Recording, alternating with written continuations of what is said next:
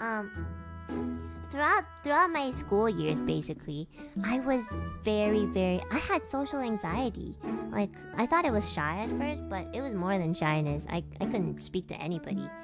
What you were describing, like actually having your head down every single day and talking quietly and people not being able to hear you, it was like a nightmare. Every day, you know, when teachers take attendance and they're like, Enna Alouette, and you have to kind of say here or present.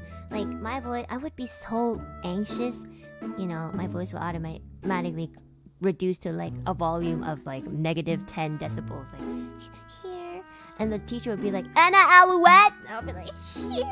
Enna, are you here? I'll be like, oh, so I'll raise my hand and wave it. And she's like, yeah, please respond when I call your name. And I was like, I did. I wish teachers were able to kind of tell the difference between people who are like actually not paying attention and people who kind of aren't suffering from some sort of anxiety in school. I mean, honestly, I wouldn't say it's the teacher's fault. It's just that they weren't kind of educated on that aspect.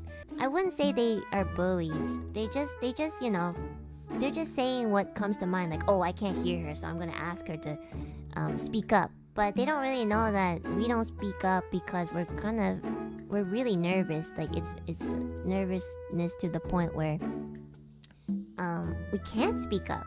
There were a couple teachers, like 1 or 2 throughout my high school years, where I think they did kind of understand that I was kind of going through some social anxiety thing. And when they realized that, they would ask me to present just to them after school. And that helped so much. And I remember those teachers. Like, those teachers were probably realizing, like, oh, this student is struggling with something. So I think I should kind of make exceptions. There's a lot of us that go through school and even work, honestly. Me getting over social anxiety totally wasn't easy. The thing is that I didn't even plan on getting over it. I was just living my life. I would say the person who helped me the most is my father. My father realized for me at a very young age that I had always suffered from social anxiety. Like, ever since I was a kid in preschool, if I knew I had to present something, the night before I would cry because I would beg my mom to like make me stay home. And my dad didn't really live with us that often, but even though he was so far away from us, he kind of understand the few times that he would come back and visit, and he'd be like, oh, why are you walking alone every time at school? And I'll be like, oh, you know. And when I finally got to live with my father for a few years, he really helped me.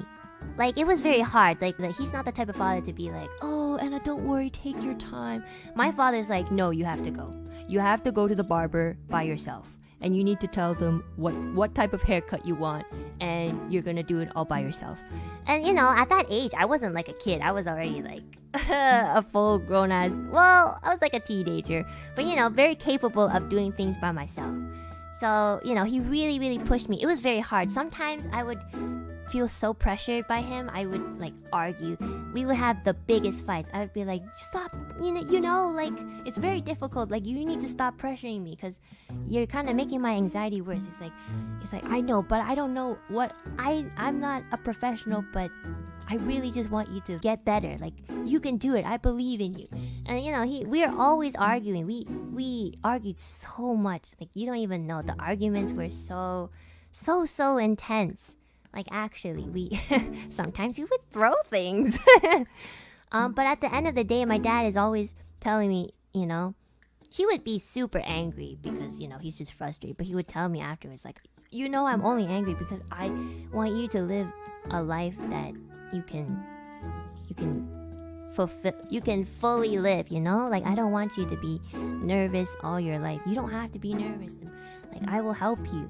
And you know, when I think about those times, I really cry because, like, he really did help me. I know maybe perhaps this type of method wouldn't work for everybody, but honestly, if you have the willpower to kind of put yourself out there, it's gonna be so uncomfortable. I swear, you're gonna break down like so many times.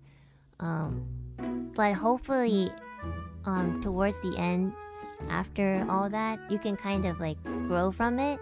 Because, you know, I still have a little bit of anxiety, but, you know, I'm streaming now. So I never thought that I would be like streaming. And now when I do presentations, if I have to, I mean, yeah, I can at least do it to like a... I don't speak like, okay, everybody, here is my PowerPoint present. No, I'm not at that level. But, you know, at least the teachers can hear me if I were to do a presentation now. Yeah, so... Thanks, Dad. You really helped me. I always tell people that my biggest lifesaver is my dad. Because he really did believe in me. In his own funny, special way. Yeah, it was a long ride. It was a tough growth. And it didn't happen like in 1 year. It happened like so many years. It was agonizing. And also like talking to people over the internet helped too. Because...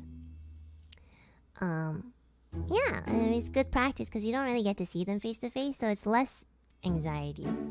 But yeah, to that person who, you know, I don't know if you were joking or not, but in case you're not, I know your head is probably hanging down low these days, but there's gonna be one day where your head's gonna be held up high. So once that happens, you're gonna feel great. And I believe in you. You can do it too. I swear, I'm like the biggest bitch pussy out there. So if I can do it, you can do it too.